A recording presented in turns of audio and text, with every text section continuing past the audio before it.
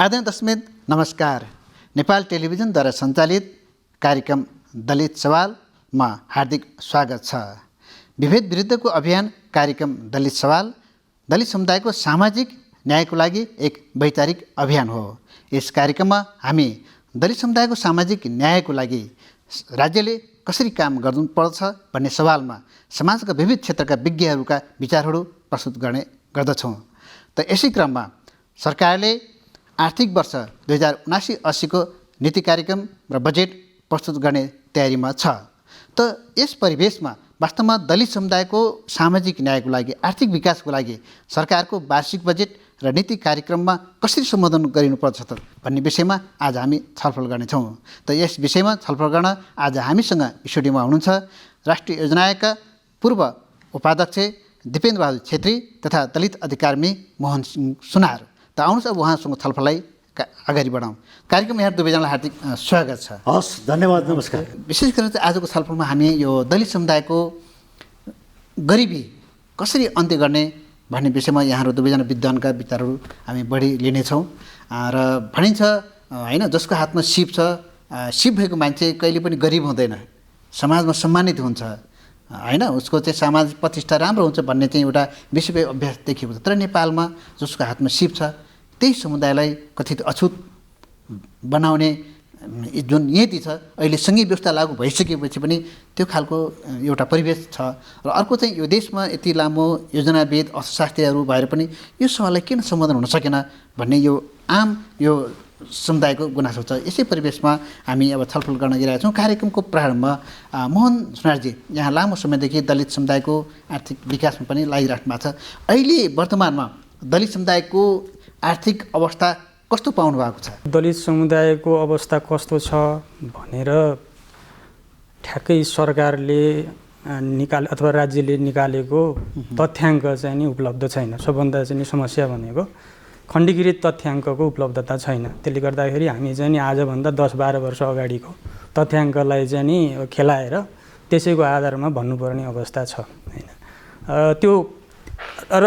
त्यो अवस्थामा अहिले पनि परिवर्तन नभएको हुनाले र अहिले एनेक्डोटल डेटाहरूको आधारमा पनि हामीले त्यो कुरालाई भन्न सक्छौँ कि त्यो गरिबी चाहिँ नि जुन राष्ट्रिय स्तरको गरिबी जुन छ त्यो घटिरहेको छ भनिरहेछौँ हामीले। कोरोनाले केही बढ्यो होला, तर चाहिँ नि त्यो अन्तर ठुलो छ होइन। करिब चाहिँ नि 17% बिन्दुको चाहिँ नि फरक चाहिँ नि मा गरिबी छ। के कारणले गर्दाखेरि यो गरिबी भइरहेको छ त होइन, कम हुन सकेन भन्ने कुरा चाहिँ नि महत्त्वपूर्ण भयो होइन। त्यस कारणले गर्दाखेरि यो चाहिँ नि अब मूलतः यो जातको संरचनामा आधारित जुन चाहिँ नि दुष्चक्र छ, त्यो दुष्चक्रको कारणले गर्दाखेरि चाहिँ नि अन्य गरिबभन्दा दलित गरिबहरू फरक हुँदो रहेछन् होइन। र त्यो दुष्चक्रको कारणले गर्दाखेरि उनीहरू चाहिँ नि दलित गरिबीको चाहिँ नि दुष्चक्रबाट बाहिर आउन सक्दो रहेनछन् होइन। त्यो चाहिँ नि एउटा पक्ष छ भने अर्को चाहिँ नि अब यी दलितहरूको चाहिँ नि जुन परम्परागत पेसाको कुरा सरले गर्नुभयो, जुन त्यो परम्परागत पेसाहरूको चाहिँ नि सिप त छ होइन, तर त्यो सिपलाई चाहिँ नि रोजगारीबाट त्यो सिपबाट त्यो श्रमबाट जुन रिटर्न पाउनुपर्ने हो त्यो रिटर्न चाहिँ नि त्यो रूपमा चाहिँ पाउन सक्ने चाहिँ नि व्यवस्था चाहिँ राज्यबाट हुन सकेको छैन होइन। तर समाजले त्यो कुराहरूलाई चाहिँ नि रोकेको छ होइन। त्यो अर्को पक्ष हो भने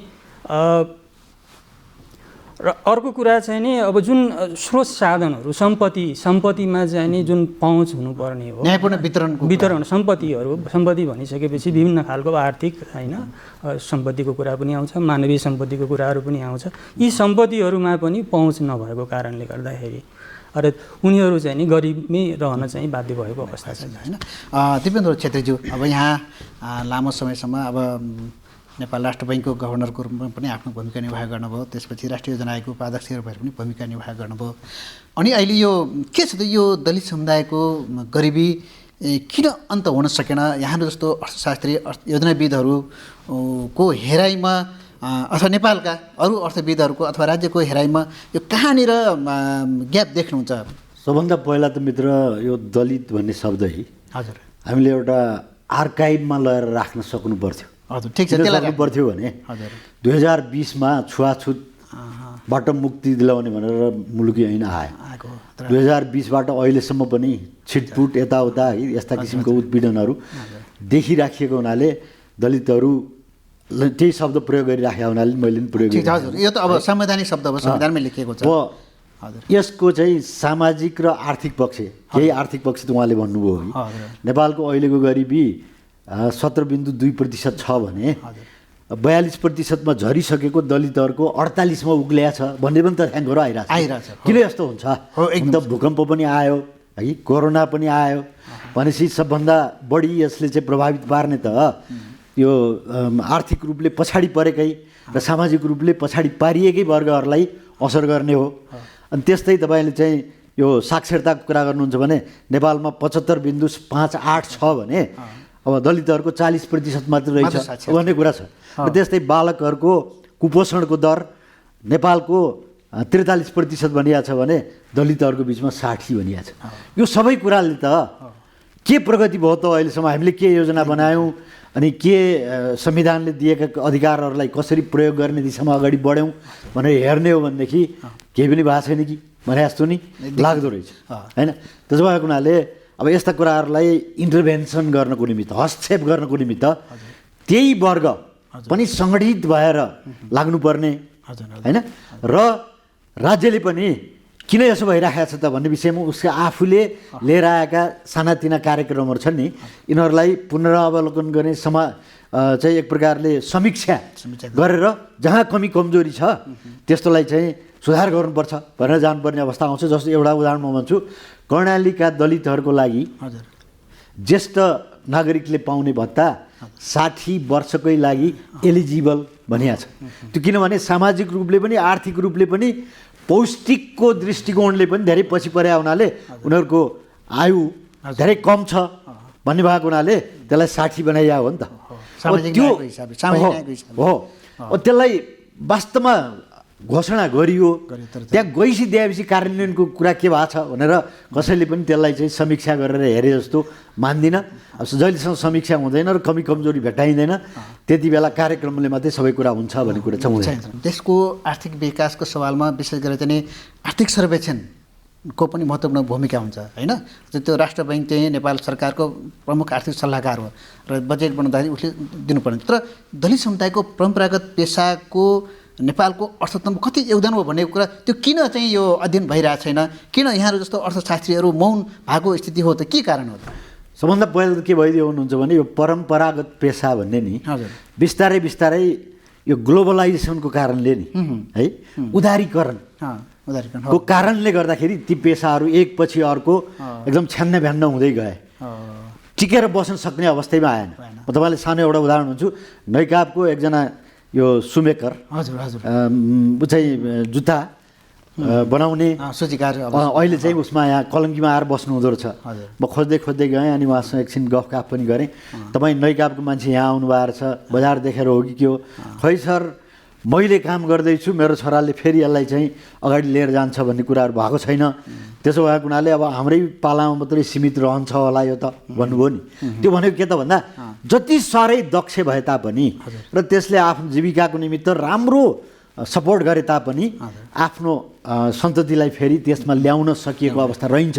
के कारणले भन्दा त्यो पेसामा आधुनिकीकरण गर्नको निमित्त आवश्यकता के हो? सरकारको सपोर्ट के आवश्यकता पर्छ? जस्तो भनौँ नेपालगञ्जतिर यो काँचो छाला सङ्कलन गर्ने एउटा कम्पनी नै थियो पहिले, बाँसबारी छाला जस्तो हुँदा है। अब अहिले त्यस्तो कुराहरू चाहिँ इतिहासको गर्भमा खोज्नुपर्ने अवस्था भइराखेको हुनाले दुःखद घटना छ।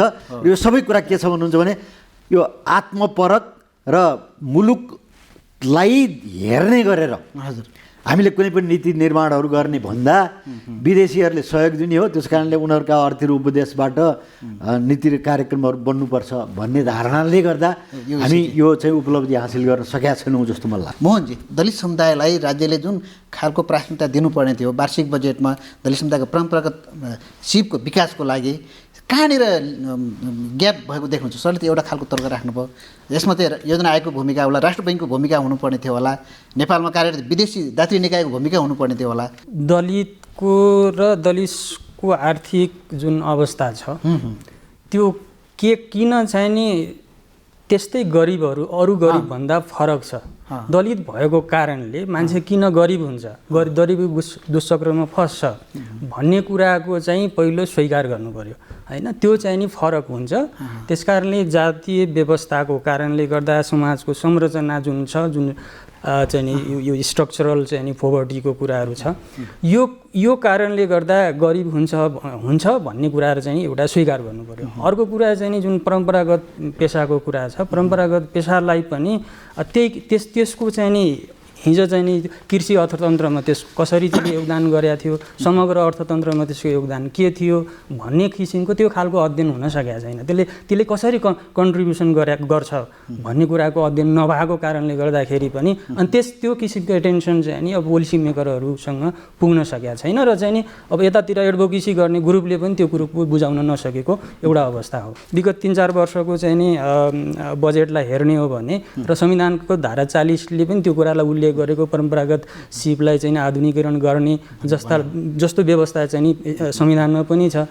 त्यो कुरा चाहिँ नि अब कुनै न कुनै नाममा चाहिँ एउटा नाराको रूपमा होस् अथवा त्यो एउटा बुँदाको रूपमा चाहिँ हरेक वर्षको बजेट, यो 3-4 वर्षको बजेट हेर्ने हो भने यो चाहिँ नि यो परम्परागत पेसाको चाहिँ नि भन्ने देखिन्छ हैन। तर त्यो कति प्राथमिकतामा परेन भन्ने कुरा चाहिँ हेर्ने हो भने जस्तो सरले चाहिँ आर्थिक सर्वेक्षणको कुरा गर्नु भएको थियो। आर्थिक सर्वेक्षणमा त्यो प्रगति देखाउने हो भने त्यो प्रगति देखाउँदा त्यस्तो चाहिँ नि त्यो आधुनिक परम्परागत पेसाबाट यतिजना मान्छेलाई चाहिँ नि यो किसिमको गरियो भनेर चाहिँ नि त्यस्तो लेखिँदो रहन्छ कि कतै चाहिँ नि मध्यकालीन खर्च संरचना जुन चाहिँ 3 वर्षको चाहिँ नि बजेट चाहिँ नि को प्रक्षेपण गरिन्छ, त्यहाँ मुख्य प्रोग्रामको रूपमा चाहिँ त्यो बजेटहरू आउँछ, त्यसमा चाहिँ त्यस्तो प्रोग्राम देख्न पाइँदो रहन्छ कि। अनि त्यसले गर्दाखेरि त्यस्ता दस्तावेजहरूमा ती प्रोग्रामहरू चाहिँ नि नदेखिएपछि कार्यान्वयन गर्ने मान्छेले त्यही किसिमको प्राथमिकताले नहेर्दो रहेछ। अनि त्यसपछि गएर चाहिँ नि जिल्लामा जाँदा त्यो केही वर्ष त त्यसले कुन मन्त्रालयबाट कार्यान्वयन हुने, जिल्लामा कुन कार्यालयले कार्यान्वयन गर्ने भन्ने जस्तो चाहिँ निश्चित हुँदो रहेछ। दिपेन्द्र छेत्रीज्यू, दलित समुदायको गरिबी अन्त्य गर्नको लागि अब राष्ट्र बैङ्कको भूमिका के हुनुपर्छ र विशेष गरेर राष्ट्रिय योजना आयोगको भूमिका के हुनु पर्ला, अथवा सरकारले समग्र सरकार र राजनीतिक दलहरूले कसरी यो अब आउने वार्षिक बजेटमा यो दलित समुदायको विकासको लागि कस्तो खालको खाका बनाउन आवश्यक लाग्छ, यहाँले प्रकाश पार्नु पर्यो। अब मुलुकको लागि विविध प्राविधिक क्षेत्रमा योगदान पुर्याएको वर्ग जसलाई हामीले दलित भन्ने गरेका छौँ, उनीहरू चाहिँ आफ्नो परम्परागत पेसाबाट वञ्चित हुँदै गएको देखिएको हुनाले यो परम्परागत किसिमका व्यवसायहरूलाई आधुनिकीकरण गर्नको निमित्त प्रत्येक प्रदेशमा यस किसिमले हामीले कार्यक्रम सञ्चालन गर्छौँ भनेर जानु पर्यो। त्यसो भइसकेपछि के हुन्छ भने यो दात्री निकायहरूले पनि यिनीहरूले त वास्तवमा एकदम विपन्न पछाडि परेका वर्गको निमित्त केही गर्न खोजिया रहेछन् है, त्यसो भएको हुनाले हामीले पनि केही गर्न सक्छौँ कि भनेर उहाँहरू आउन सक्ने सम्भावना हुने भएको हुनाले अब बजेटमा यसरी आउनुपर्ने भयो।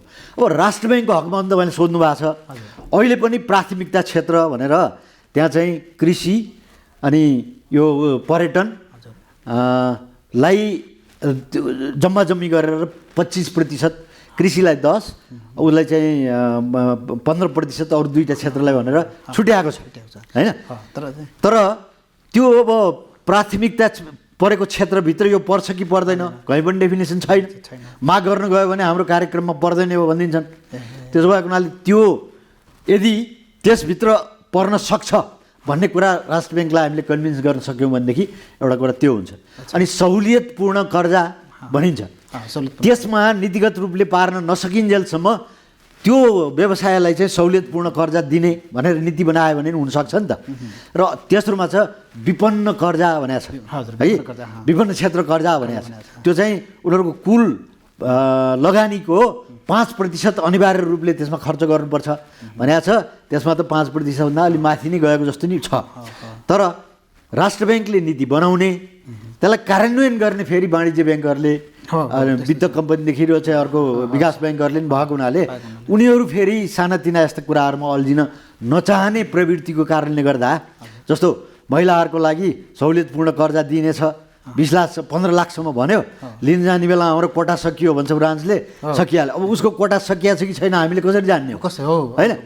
अनुगमनको कुरोहरू पनि भएकै होला है, र सायद सन्तुष्टि भएरै राष्ट्र ब्याङ्क त्यसरी बस्या होला। तर पनि स्पेसिफिक उसमा दलितहरूको निमित्त पनि यो 3टा मध्ये कहाँ घुसाउन सकिन्छ है सकिन्छ भने विपन्न कर्जा भनेर लिएर गएर 5 को सट्टा 10 बनाइदिने 5 चाहिँ परम्परागत रूपले गएकोमा छ अरू 5% चाहिँ यो परम्परागत रूपले विस्थापित भएकालाई पुनर्स्थापना गर्नको निमित्त भन्ने किसिमबाट लिएर जानु पर्यो र त्यसमा चाहिँ ब्याङ्कहरूले मात्रै खर्च गर्दैनन् है सरकारको पनि सपोर्ट गर्ने किसिमको कुराहरू आइदियो भनेदेखि केही कुरा हुनसक्छ। यो सरकारका विशेष गरी नेताहरूलाई र अर्थमन्त्रीज्यूलाई यहाँको सुझाव के हुन्छ दलित समुदायको आर्थिक विकासमा बजेटमा कहाँ अलि फोकस गर्ने हो त भन्ने हिसाबले? सबभन्दा पहिला के हुनु पर्यो भने यो विभेद विरुद्धको कानुनी र संवैधानिक अधिकारलाई प्रभावकारी रूपले कार्यान्वयन गर्नको निमित्त सरकारले चाहिँ कडा कदम चाल्नेछ भनेर बजेटमा नै के भन्नु पर्यो भने अदालतलाई र चाहिँ यो प्रहरी प्रशासन भन्छन् यी 2टा कुराहरू त्यहाँ अन्योन्याश्रित भएर रहन्छन्। त्यसमा 2-4 पैसा पनि बजेट छैन भनेपछि अब के काम गर्ने हाम्रो रेगुलरबाट हुँदैन भन्ने कुरा हुनसक्छ।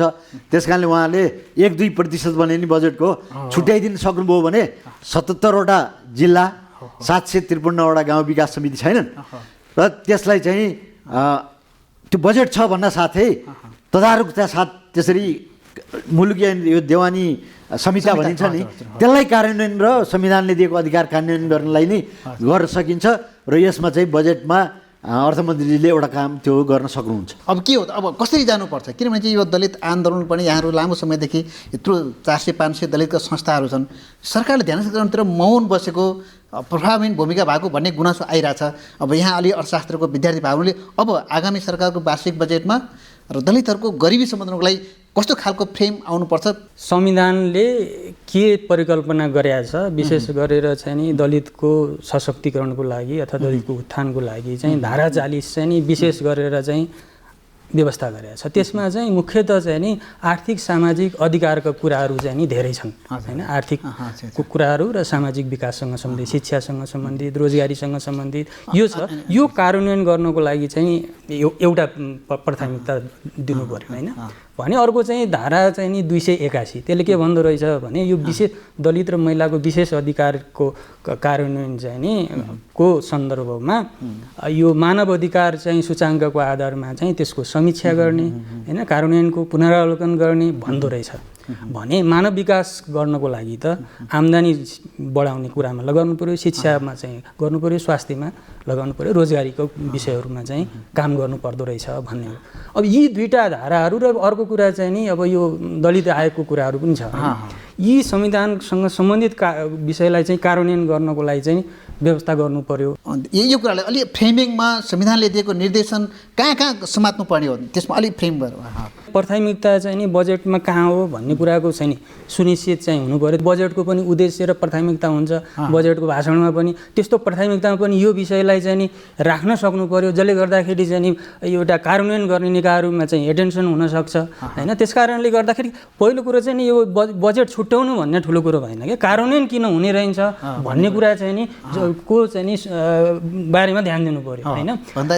त्यस कारणले गर्दाखेरि एउटा चाहिँ कुराहरूमा यदि अहिलेको के अरे अर्थमन्त्रीले यो कुरालाई ध्यान दिनुहुन्छ भने उहाँले पनि अहिले बनाएको बजेट त्यसमा चाहिँ दलित समुदायको आर्थिक सामाजिक तथा सांस्कृतिक सबै क्षेत्रको चाहिँ नि एकीकृत विकासको लागि चाहिँ एकीकृत कार्यक्रम बनाइने छ भन्नुभएको थियो उहाँले। त्यो कार्यक्रम अहिले कस्तो छ देख्न पाइएको छैन तर अहिलेको बजेटमा साँच्चै देखिने गरेर त्यस्तो कार्यक्रम बनाउनुहोस् जस्तो अहिले चाहिँ नि रूपान्तरकारी चाहिँ योजना भनेर चाहिँ नि र चाहिँ गौरवको योजनामा चाहिँ भौतिक पूर्वाधारका हुँदो रहेछन् र यो चाहिँ रूपान्तरकारी चाहिँ नि योजनाहरूमा चाहिँ नि केही त्यस्ता कार्यक्रमहरू छन् जस्तो चाहिँ नि अब यो राष्ट्रपति महिला उत्थान के अरे सशक्तिकरण कार्यक्रम जस्ता कार्यक्रमहरूमा त्यस्तो उच्चस्तरीय चाहिँ नि संयन्त्रले हेर्ने के त्यो जवाबदेही हुने र अनुगमन गर्ने खालको सुनिश्चित गर्ने र त्यस कारणले गर्दा कार्यान्वयन गर्ने निकायहरूको चाहिँ नि ध्यानाकर्षण गर्ने खालको त्यस्तो रूपान्तरकारी योजनाको चाहिँ एउटा ढाँचा बनाउनु पर्यो कि एउटा रणनीतिक योजना बनाउनु पर्यो त्यसको अनुगमन गर्ने एउटा फ्रेमवर्क बनाउनु पर्यो र डेलिभरी गर्ने मेकानिजम बनाउनु पर्यो। यदि त्यसो भने जस्तो दलित समुदायको मान्छे अहिलेसम्म राष्ट्रिय योजना आयोगमा भएन अर्थ मन्त्रालयमा कुनै मन्त्रालयको सचिव छैन, निर्णय गर्ने ठाउँमा दलित समुदायको उपस्थिति होइन, कसरी कार्यान्वयन हुन्छ? भएकै व्यक्तिहरू चाहिँ जवाबदेही बनाउने एउटा संयन्त्र भयो, अर्को चाहिँ नि त्यो कार्यान्वयन गर्ने सन्दर्भमा त्यो विषयमा चाहिँ संवेदनशील हुने व्यक्तिहरूलाई पनि पुर्याउने भन्ने विषय अर्को भयो र त्यो कार्यान्वयन गर्ने निकायमा भयो भने स्वाभाविक रूपमा त्यसको चाहिँ नि असर बढी पर्न सक्छ र अहिले हुन नसकेको अवस्थामा पनि भएको निकायलाई पनि जवाबदेही बनाउने संयन्त्र के त भन्ने कुरा अनि त्यो कुरा पनि महत्त्वपूर्ण हुन्छ। अर्को कुरा दिपेन्द्र छेत्री सरले भन्नुभएको छ, जस्तो वार्षिक बजेटको कम्ती निश्चित प्रतिशतको खाका छुट्याउन सके उपयुक्त हुन्छ भन्ने कुरा भन्नुभएको छ। जस्तो हामीले पनि दलित आन्दोलनको तर्फबाट कम्तीमा वार्षिक बजेटको 25% बजेट दलितलाई छुट्याउनुपर्छ भन्ने कुरा पनि आइरहेको छ। यसमा तपाईँको के छ, अर्थशास्त्रको हिसाबले कसरी हेर्नुभएको छ? त्यो सकिन्छ, सम्भव छ? होइन, यस्तो रहेछ, अब यो कतिपय हाम्रो चाहिँ नि यो कार्यान्वयन गर्ने ढाँचा के रहेछ भने यदि तोकेन भने लेखेन भने होइन, अथवा लेखेर मात्रै भनेन, दोहोऱ्याएन भने त्यो कार्यान्वयन हुने रहन्छ। त्यस कारणले गर्दाखेरि अहिले चाहिँ सर्टेन समयको लागि चाहिँ नि निश्चित चाहिँ नि क्षेत्रमा निश्चित तरिकाले बजेटहरू चाहिँ नि एउटा बिग पुस गर्ने गरेर चाहिँ त्यो लगानी गर्न चाहिँ आवश्यक छ होइन। त्यसको लागि अब 10% होला, 20% होला, 25% होला, छुट्टै विषय हो, तर त्यसलाई चाहिँ छुट्याउन चाहिँ आवश्यक छ। हुन्छ, अब हामी कार्यक्रम गर्दैछौँ। दिपेन्द्र छेत्रीज्यू, अब अहिलेको विशेष गरेर सरकार दलहरूलाई फेरि पनि यो दलित समुदायको आर्थिक विकासमा अझ अग्रगामी कुराहरू, एउटा त प्रतित्व गर्ने कुराहरू होला होइन, अर्को भनेको चाहिँ नि कार्यान्वयन गर्ने तहमा दलित समुदायको प्रतित्व पुर्याउने कुरा, संविधानको धारा 41(1) ले पनि भनेको छ समावेशीको कुराहरू होइन। यो कुरामा अब एकदम सुझाव दिनु पऱ्यो भने यहाँको चाहिँ एक वाक्यमा भन्नु पऱ्यो भने अब कसरी जानु पर्ला?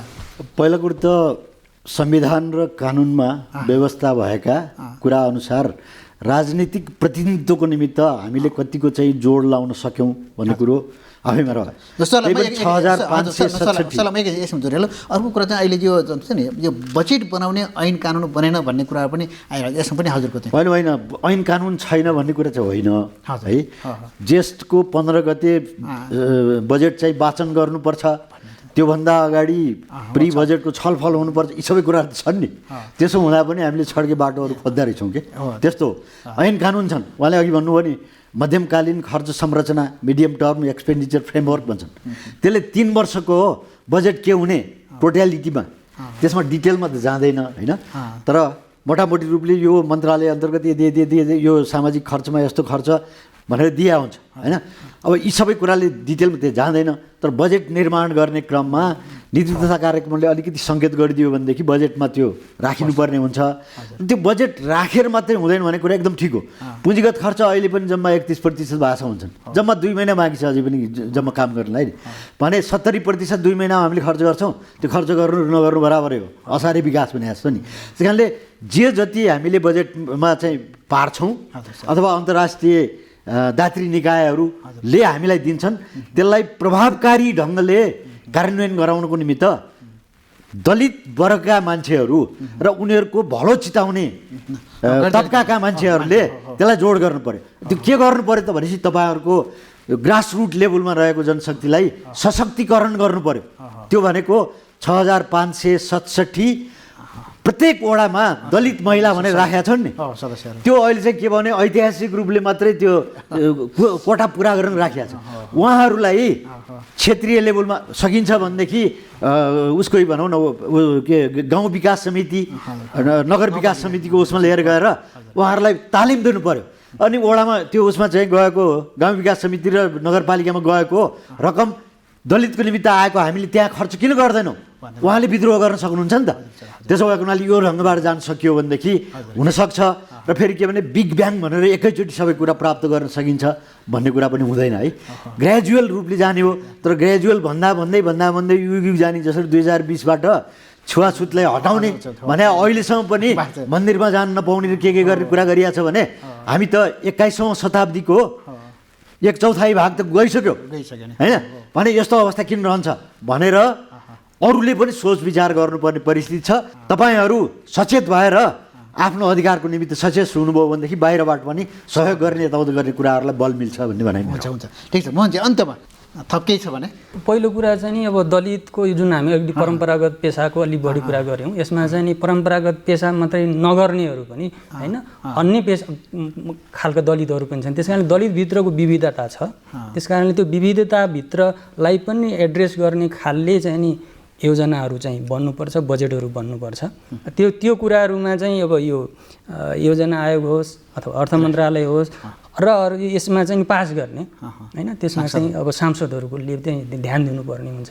त्यस कारणले त्यसकामा चाहिँ नि अब परम्परागत पेसामा जोडिएकाहरू र दासतासँग चाहिँ नि प्रभावित भएको समूह पनि यही चाहिँ दलितभित्र पर्छ।